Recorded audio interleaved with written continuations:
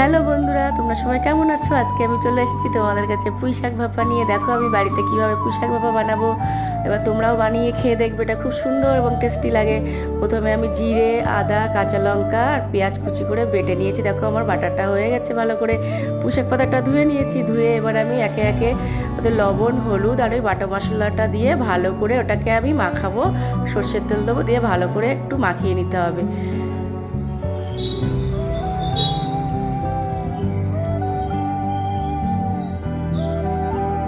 মাখানো হয়ে গেছে, এবার আমি কড়াইতে তেল দিয়ে এবার আমি এতে দেবো একটু পাঁচফোড়ন আর শুকনো লঙ্কা আর তেজপাতা দিয়ে এবার আমি ওই একটা আলু কুচি করে রেখেছিলাম, সেই আলু কুচিটা কড়াইতে দিয়ে দিলাম। দিয়ে এবার আমি পুঁই শাকটাকে ঢেলে নাড়াচাড়া করে এবার একটু জল দেবো। জল দিয়ে ভালো করে এবার ঢেকে রাখবো 20 মিনিট মতন। ঢেকে এবার দেখুন পুঁই শাক ভাপাটা হয়ে গেছে। বাড়িতে বানাবেন, খুব সুন্দর দারুণ টেস্টি লাগে পুঁই শাক।